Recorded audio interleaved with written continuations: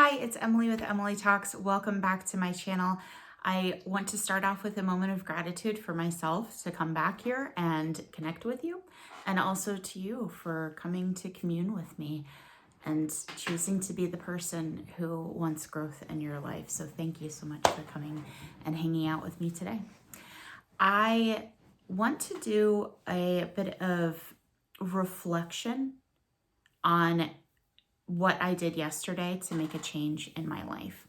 I have been struggling, particularly struggling last week, where I was having a hard time eating, even where I was in my mind. It was just not a good place, and I really, just been in a space where my house was really messy and dirty and needed to be attended to. And there were a few really important steps to this that helped me address the issue on a much deeper level than just going through and saying, okay, I must clean my house, or I must, work on my health in XYZ way. Because there's so much trauma that goes on that that has happened with me that has led me to this place of not doing well for myself. And then when I try to do well for myself, it comes from a place of duty instead of from a place of self-love. And it's so important to go over, because I have tried over and over to make changes in my life that don't stick, because somewhere underneath it just feels like I'm feeding into this thing from energy that I need for my own sense of calm, and I'm taking that energy and I'm pouring it into something that I don't truly believe in, even though I understand that it's better for me to be out and be active and to have a clean home and to eat well. There's a lot of things that, yeah, I need to make those changes, and I would love to make those changes. But coming at it from a place that isn't healed means that I'll put energy and effort into it. I will get burnt out, and then I'll fall back even harder. Or at least, it really feels crappy to fall back on progress that I've made, and it hurts a lot. So what I've been working on when I talk about creating these new neural networks, I've been working on having a stimulus and changing the way that I feel about it, changing the way that I perceive it, changing the things that it lights up in my brain when I have this particular stimulus. And this isn't a will issue, where it's just like, well, I just need to confront it enough and to create these habits just out of continuing to do the thing, and then eventually I'll learn to love the habit. For myself, that's not an answer, and a lot of that has to do with the trauma that I went through, and being in a situation where we tried many different habits, but it came from a place of being hurt. And now routines and lists and all of these different things, they're really, really difficult for me. There's some that I can do. I love lists. It helps so much with my ADHD. But there's some things that, if there's a list for a particular thing, it's really hard for me to wrap my head around. Every time I look at it, it's a trigger. And I hate saying that in many senses, or I hate the way that it makes me feel, because when I say, oh yeah, well, certain self-help stuff just triggers my PTSD, it sounds like such a surrender to, like, oh, I can't do anything about that. I don't like feeling that that's what's happening there. So a lot of times I will experience a trigger. I'll say, wow, that's a trigger. And then this other part of me will say, oh, you know what? You just rely on excuses all of the time. You're just so helpless and broken. Oh, this is just another example of you just being so helpless and broken, and you can't do blah, blah, blah. There's a really harsh critic that goes on in my mind. And I want to get through these things in a meaningful way. I don't want to just bury it all down. And the level that I'm at is a place that is embarrassing for being 35 and having a child that I have to care for. It's not just embarrassing, it feels like, or I see how it impacts my ability to do basic things that are so necessary for raising a child that is complete and whole and able to move on with his life. The same thing for being a good tenant to the place that I'm renting, that, there's certain things about being in that space of having basic functioning problems, issues with my basic functioning due to the way that I react to certain situations, that destroys the relationships in my life, or at least puts strain on them. And the biggest of these, obviously, is wanting to raise my son as somebody who does not carry on that generational trauma. And I think, I know at this point that there's no way to be outside of that, even if it's not something that, Child Protective Services could come in and say, you're doing wrong with your parenting. That doesn't matter to me. What matters to me is that my son is a whole, full person. Regardless of whether they, Child Protective Services would say, you're doing okay, have some grace for yourself, this is fine. I know it's not fine. I know, and part of knowing that it's not fine is that I'm driven to do better, right? So to give context to all of this, I'm hoping that giving this context will be able to help you organize some of the experiences that you have in your life that are really keeping you from doing what you want to do. Hopefully in the future, I can come back and do a more precise video where I talk about this from the principle of what's going on versus from the specific information from my own life that kind of sets that example. So, basic things like making meals, basic things like cleaning my home, even basic things like taking a shower on the regular. They're really, or brushing my teeth on the regular. These are all significant struggles for me that impact my life, that impact my son, that impact my relationships.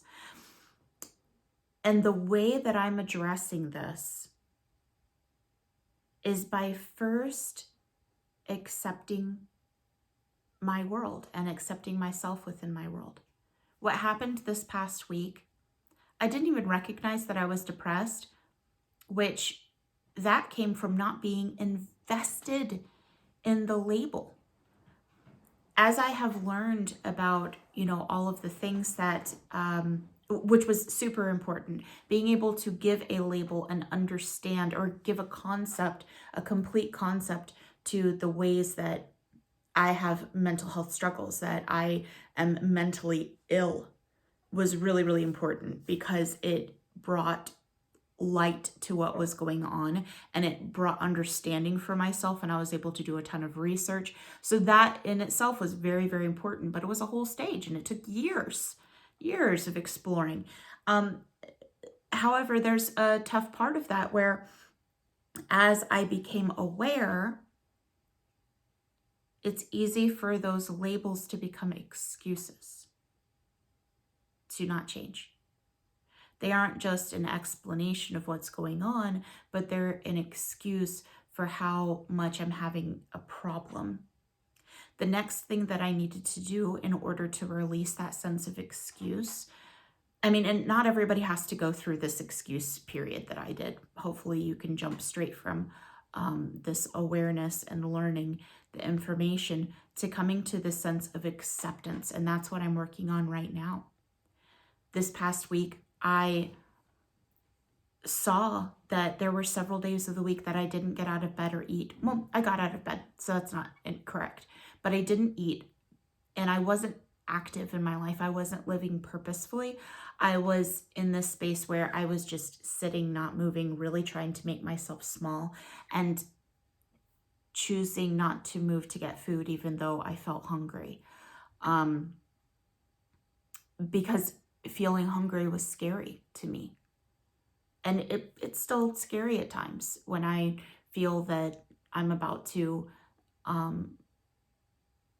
disappoint others because I haven't done enough preparation, or, I've created problems for myself because of other functioning issues that I have.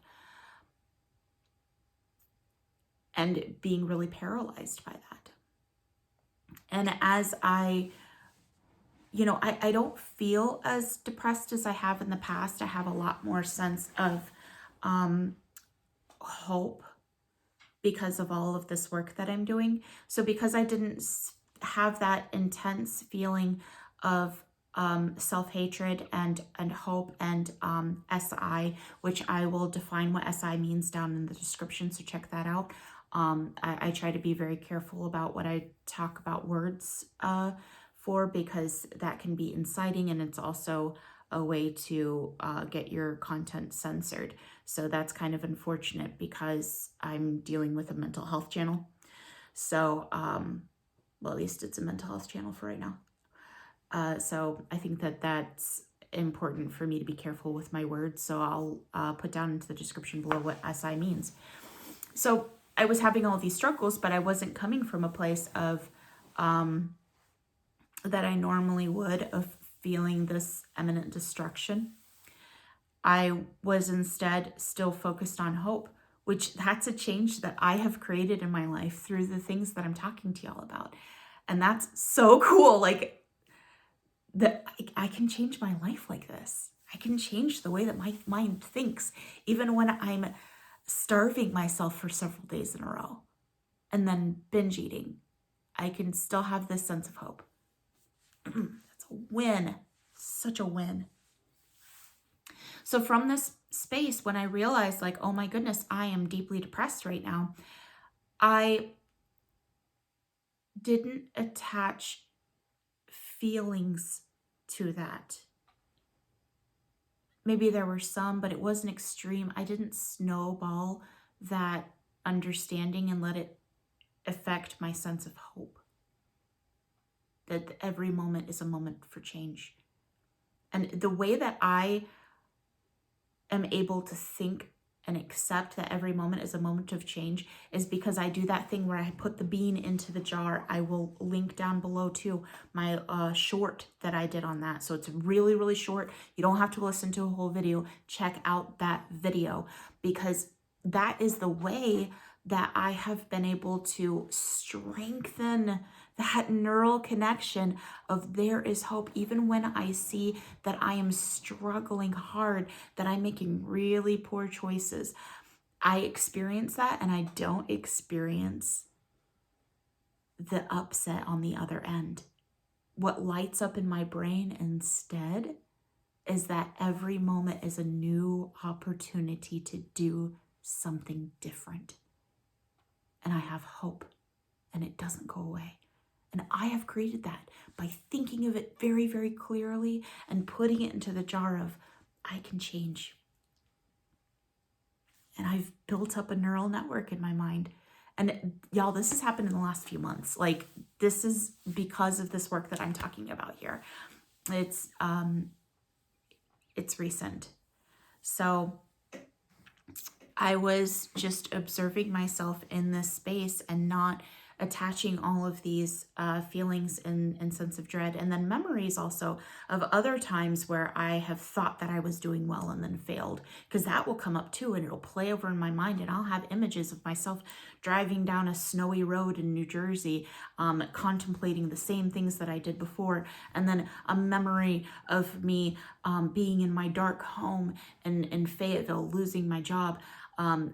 Back to a memory of me talking with my parents about something that I wanted to do, and just, it goes back and back and back. And I will have images that are tied into it, that my brain has like fed into that. And I don't have that anymore, because that neural network that was strengthening itself over and over with all of these different parts of my head lighting up with images, memories, feelings, ideas, all of these different things lighting up, they were strong connections because I thought of them over and over and over when I would experience something. But I'm being mindful to change that experience. So I felt hope.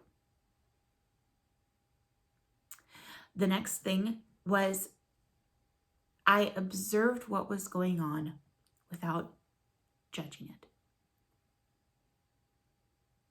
So I was able to accept, hey, I'm doing something really wrong here, and I want to be able to change that. I want to be able to make a difference because I care. Like, why? What is the purpose of hope? The purpose of hope is to make a change toward the things that I want, right? The next thing that I did was I gave myself space to be imperfect. I had a great conversation with my with my therapist about how to change some of my ideas about how I was dieting, etc., which super helped. But when it came to yesterday morning, I got up from my bed and I said, I'm going to interact with my son to make breakfast this morning. So I went into the kitchen, I did the necessary dishes to help set him up for being able to make some breakfast. And then I sat down and I played a video game while he was getting things together, and I talked with him. And there was a point at which he became overwhelmed, and I wasn't being particularly helpful. And that's another thing that I've been working on, is shutting down everything else that's going on my brain, because my brain is constantly going, y'all. So shutting all of that down and saying my energy and intentions need to focus on my son. Let go of everything else that I'm trying to concentrate and give 100% of my focus to my son. So I shifted gears and I went into the kitchen and I helped him. And it was an imperfect experience. I still got upset in ways that weren't realistic. I found myself immediately reverting to yelling about things. And I paused and backed myself up and said, hey, look, that's not the way that I need to be talking about this. And I've been working on that for a while now. So my son already recognizes that sometimes when I snap, it comes from a place of being so overstimulated that it has nothing to do with him. It's just my mind. A lot of times it has to do with retrieving words. And when I'm overstimulated, I have a hard time remembering words. So I have this urge to speak, but I can't remember the words that I need to say. And it will come out like really harsh and upset, when really it's because I'm overstimulated. And being very, very careful to recognize what the issue is and that it's not my son, that has developed over time for me to start slowing down. And when I make a mistake, I'm very open with him. So that's really important so that he can understand and start to integrate in his own mind and create concepts that he's not the problem. And of course he's a kid, so he's going to internalize all of that in a way that's not an adult manner. He's still going to end up having issues with how he thinks of himself, not only because I hurt him in the past without apologizing and with making reasons why I shouldn't apologize and explaining those to him, because that's the kind of person that I am, which that's damaging. That's damaging. But also, I go back as I apologize. He's not going to be able to understand that from an adult perspective. So I need to be mindful, and this is really, really important, that as he grows into an adult, to help him undo that programming that I have created. And that's part of my responsibility of being a good parent, is that just like I have this opportunity at 35 years old to undo the programming that happened to me, I can continue to be there for my son to help undo programming that passed on from me to him. And also because, I experienced neurodivergence as well, which, it's so interrelated with trauma and PTSD, neurodivergence, it may be just a symptom of PTSD, or it could be that I already had that particular mind trait that is, part of my PTSD. It's really, really fascinating where all of this stuff is going and coming from. But in so much as I can change myself, I have a responsibility to my son to raise him healthy. And just because I am doing all of these really imperfect things that do in real time right now hurt and impact him, I still have the opportunity to continue to be an amazing person and change his life by being aware of what I'm doing imperfect. And that to me is so awesome. I'm full of so much hope because I've come to this realization that being imperfect right now, or being just outright hurtful to Mark, does not have to be the end of the story. Part of what I can do as a good parent is to continue to be there for him well into his adulthood. Or, even if it's not me, I can give him resources to say, hey, try out DBT, Dialectical Behavioral Therapy. I'm going to get and link that workbook down into the description. Please check out the DBT workbook. That's really what a ton of my stuff is based on. I can help look for therapists and psychiatrists, but also I can hear him. If he comes back to me and says, Mom, this thing that you did before, it really hurt me. And it could be things that I don't even remember. But I can hear that it's about how he internalized all of the things that were going around from a child's perspective and not from a mature adult perspective. I can validate that, and I can help walk him through, and genuinely apologize. How many of us who have been hurt by our parents would be ecstatic for this opportunity? And that's doing the right thing. That is doing the right thing. So while I'm healing, while I'm growing, I'm not sitting here beating myself up for all of the things that I'm continuing to hurt him with, or trying to sweep it under the rug and make excuses, and so that I could feel better about the rest of the progress that I'm making. Which all of that stuff is going to end up denying his experience in the future. I have to be very aware of it, and I have to give myself space to be imperfect. So, because I'm giving myself that space incrementally, I'm incrementally seeing changes in my son, where he's smiling more, where he is not shut down, where he likes to talk about his experiences in his day, where he wants to play games with me, where he wants to interact with others around him. My son has shut down in ways that I learned to shut down. And it's so tough to admit that that's part of, that is directly because of his relationship with me. There's not really a ton else that influenced that. I mean, definitely situations at school can exacerbate that, but it first started with me tearing down his sense of self, and that causing issues later on in school. And dude, that's really crappy. And it's crappy, and I have the ability to make this wonderful and awesome change. And I'm going to seize that. I'm not going to dwell on the harm that I have caused. I'm going to accept it. I'm going to be aware of it. I'm going to acknowledge it so that I can make a change. But I'm not going to sit in it and dwell in it and stew in it and let it continue to fill me with a sense of dread and despair. It's not worth it. So once Mark and I had fed our tummies, we were hanging out. He was watching some TV. I was playing on my video game. I just got back out Ocarina of Time, which I love. I just finished I finished the Water Temple yesterday from the Adult Link. It's fun stuff. And then Mark hopped onto the computer, and I said, okay, we're going to set an alarm for 2 p.m. And it was already nearing 1 o'clock at that time because, we'd just been chilling. And when that 2 p.m. alarm went off, I was so ready. I was so ready to tackle a ton of different things that I needed to do.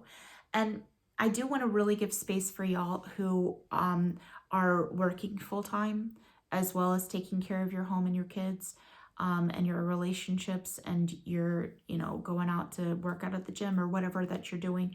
I am in a very, very, I have a special opportunity of being able to pursue disability. I've been eligible for disability this entire time, but I have never been in a place where I could be able to do that because there was no housing options. There were really housing. I could not afford to house myself and stop working and go on welfare to pursue disability. And that's what I'm doing currently. I'm living off of a state welfare program.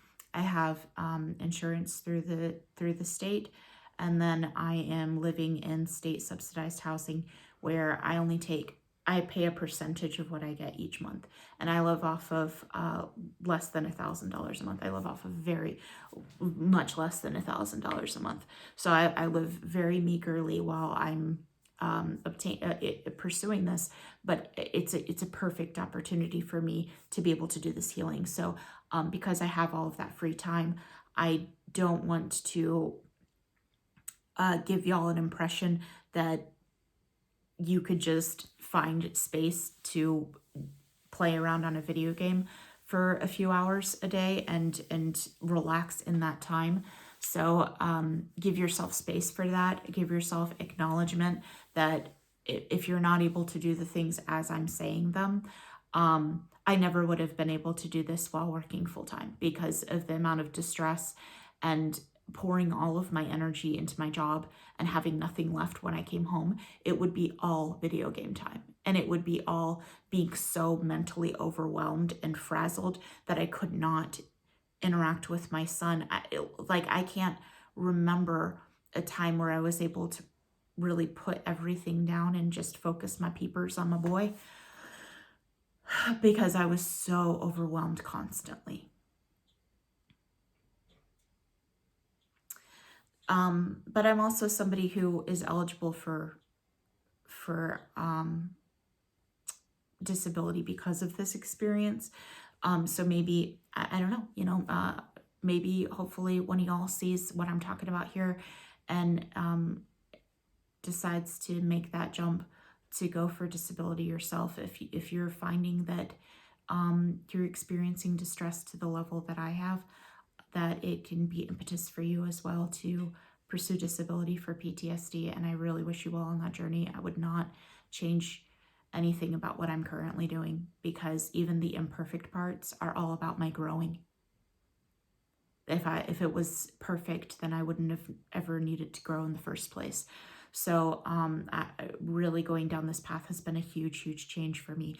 So if you do not have the time that I have, that luxury that I have of time, to take that time away for yourself, hopefully there's some other way that you can implement this. And I want to think about this more so that I can come from a place of principles instead of from a place of my personal example of how I'm implementing this. But so I gave myself space to be imperfect. I gave myself space to choose to play some video games for a while and do that de-stress so that when it was time to go do the thing that I needed to do, I could say to myself, look, you took the time away to calm yourself down, to give yourself space to, unwind and de-stress in your own mind. And,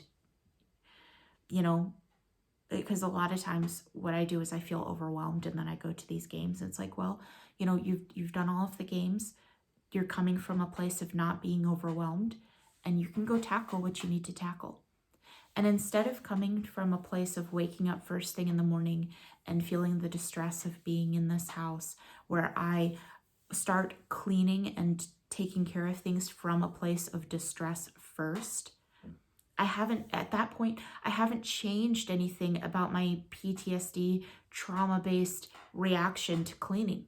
I am just cleaning from that same headspace and reinforcing those feelings of upset and self-disgust and blah, blah, blah. I'm creating a stronger neural network. And even if I did all of the cleaning, there is something good to be had out of that. And it would still not release me from the underlying trauma. So I was able to set myself a timer and think back onto the fact that I'd given myself lots of time to do some video gaming, lots of time, hours of time, and say, I am okay. I'm okay to work now. I put on some music really loud. My sister, Mercedes, she used to care for the home after my sister, Melanie, moved out. And she would put on music for us kids to clean together. So putting on that loud music and cleaning is a really, really great, wonderful memory for me.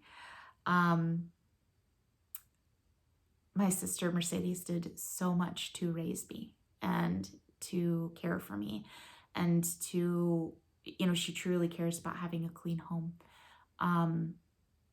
So remembering her and putting on that music really pumps me up. My son hates it. But I just tell him, hey, look, this is my thing and I'm getting something done. So sorry, I'm going to do it anyway. But yeah, I put on that music and I got a lot of cleaning done. And then I included Mark. I'm going to also tag on something at the end here, and I'll try to make this into a short as well, because I think that this is some really cool information, is that Marcus, a few months ago, he got really upset with me about me telling him at the last minute that we needed to do something. And this has been a recurring conversation that we would have, where I would tell him, hey, we've got to get ready to do this. And then he would get angry at me for, having to go out and do something. And I started asking him, how can I help you? And when I first did it, it came from a place of like having that bitter mom look on my face, like really communicating to him that I'm not happy with this situation. I'm not happy with him. I couldn't really find the space inside of me to change my face and to be more loving and caring for him. But at least I was able to step back and say, I know that what I'm feeling right now and what I'm communicating to him doesn't help. So I asked him the question, how can I help you? And he paused and he thought about it and he said, well, do this thing. And I did it. The next time we came around to an interaction like that, where I was like, hey, it's time to get ready for blah, blah, blah, it still wasn't enough.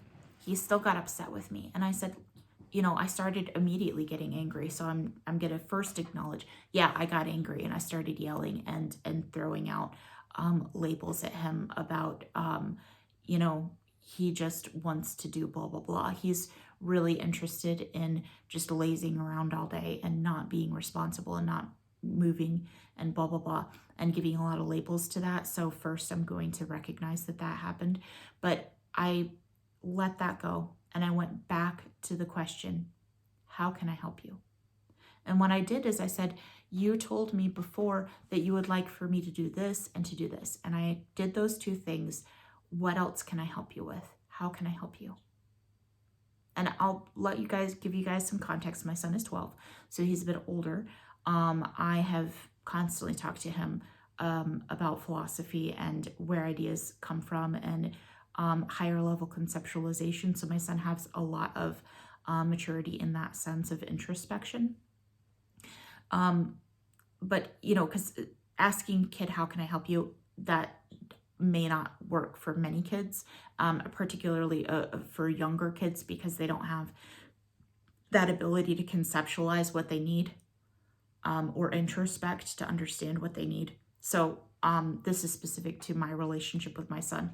But there's other ways to ask what your kid needs of yourself by observing them, even if they don't have the words for it. So I encourage you to ask that question. How can I help you accomplish this thing? When you think of and look at your child, to ask yourself that question, looking at them, saying, how can I help you? Like you're asking them a question, because then it gives you an ability to kind of think of them. What would they say to you? Not just what you want to impose on them to help them better, but what would they say to you that they need? Because as parents, it's really, really easy to automatically assume that we know what's best, because in many ways it's true, right? Like even me being able to know what's best, once he communicates to me what he needs, I'm the person who provides that, not him, because he's not a whole adult. I am, right? I am his caretaker. But, do not come from a place of what you want for them, of what you want to see them change or accomplish. Think of what they are experiencing to say, I need more time, Mom. I need more grace. I need to feel less dysregulated with my feelings. I'm having a hard time being able to be organized enough to have everything together. I am not prepared to face this situation. So there's a lot of things that your kids could tell you about their experience trying to get the thing done versus just what you want them to accomplish from your perspective. So there may be skills or information or help that they need that you may not be aware of, because at least for myself, absolutely, that I'm so focused on what I want to accomplish that I didn't first think of Mark needs more help in the development area first. So, I did these things with Mark where I was helping communicate to him better about when we're going to go somewhere. And I had accomplished those things, and then he still wasn't learning more. He still wasn't doing better at not getting upset with me and starting fights with me. And the fights would come from a place of not having had his needs met. He was fighting with me because he felt like there was an injustice happening. And I had to explore, okay, so how can I help you better so that this doesn't become something that we argue about? And because I sat and I listened and I changed, I'm better able to be there for Mark. I tell him a few days in advance, the main thing is about if I have something planned, that I let him know ahead of time and get him mentally prepared, instead of just saying, hey, we're doing this now, and making him stop whatever he's doing and move on to the next thing. I try to help him get mentally prepared, because that was the problem that he was having. He was fighting me when I said, hey, it's time to move on to something else, or we have to get ready to go to a doctor's appointment or whatever the thing was. He would be upset because he just felt like it was so last minute that he wasn't part of the conversation. So I started including him in the conversation, like, hey, I'm planning a dentist appointment for you, and I see it's going to be about a month out. I'm going to have it right after you get off of school, so that way we can get home in time for dinner. I included him in all of that. And then, he would say, oh, I don't remember that. So I started to learn to say, hey, tomorrow what we're going to have doing is blah, blah, blah. And it doesn't happen perfect the first time. It took me several times of going through this with him, with saying, hey, I did tell you yesterday. I understand if you don't remember me telling you, or if I didn't tell you, I want to do better about that. But I am here telling you now. And I would, just give him reminders incrementally. And I do that for myself. In my phone, I have a calendar, because this helps with ADHD and having issues with executive functioning.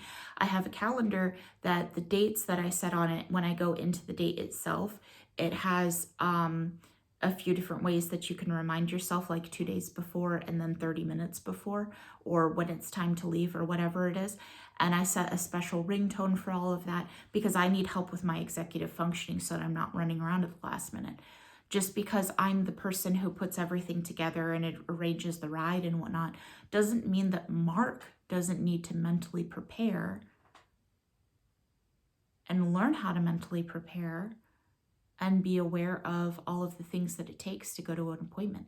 And what a great skill to have as an adult, to know that when there's time for something to be done, that it takes planning, and to know that when you set a dentist appointment, only unless it's an emergency is it going to happen within a week.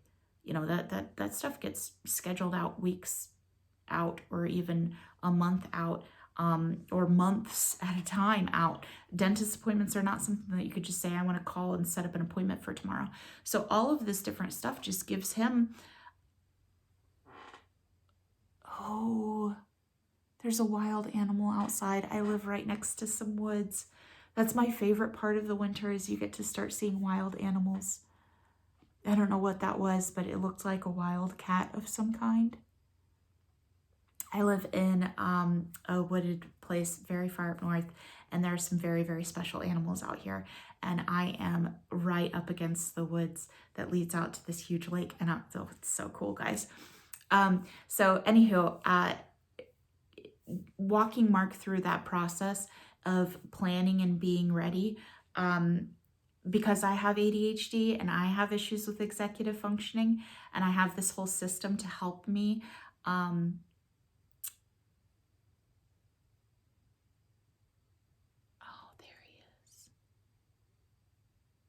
Oh, it's so pretty, y'all. So to help him out with his to help myself out with my executive functioning and remembering what I need to do. Can't believe that I remembered this whole conversation with all of this distraction. I'm actually setting up Mark with the same tools that I used for myself. He also has ADHD and issues with executive functioning, and part of that is his diagnosis itself, and also part of that is being raised with me and not really having a lot of not having a lot of structure and blah blah blah. So he has some challenges in that way, and the more that I share with him something that I've done, the more that I can help him. So not only did I learn something about what my son needs and helping him argue with me less by being there for him in a better way, but I'm also setting him up for his success for handling issues with memory and executive functioning. So it's super cool. So yeah, that's a lot of what I used yesterday as well when I did the making breakfast with him. It was still very imperfect. I still got upset about some things. He still got upset about things, but he didn't shut down and go into his room. And he nearly did. And I was just, I used my bigger, stronger, wiser kind to be bigger and to say, hey, if you want to have a whole meltdown over this, there will be consequences for not taking care of something that's your responsibility. And I didn't do it from a place of anger. I just said, hey, this is what's going to happen. And, you're going to lose privileges with your electronics or whatever. And he was like, yeah, it isn't worth it. And he came out. And then I praised him for being a bigger person. I said, hey, it takes a lot of strength to change your mind when you're feeling upset. And you did an amazing thing here. And it's not about the fact that you did what I want you to do. It's about you cared about your ability to function within this world enough that you decided to make a change. And that's important. That's what I'm doing. So this video is running kind of long, but there's just a lot of great things that went on yesterday, and I'm happy with all of the things that I've said. And I don't want to go back and do this video again. I've gotten rid of a lot of my videos because I've been very uncalibrated, and I have said a lot of things coming from a place of upset or misunderstanding, or from, toxic ways of thinking, where I really needed to, I just didn't want to influence y'all with thoughts that are not helpful. And I also don't want to bring big problems of my own, messed up thinking into my message. So it's going to take a lot of intentionality to be careful about that and coming into the future. I don't want to give up on this channel because I'm doing something really wonderful, and caring about this channel is going to help me become a better person and work on things that I haven't in the past. So, have grace for me as I do this growing experience with y'all. And y'all, it's with you. Like I'm growing in so much as I hope that you are as well. So thank you so much for spending this really long time with me today. If you've made it, what, almost 50 minutes into this video, 45 minutes into this video, I really appreciate you coming. I wish you well, and I hope that you're having some awesome changes in your life too. Namaste, my friends.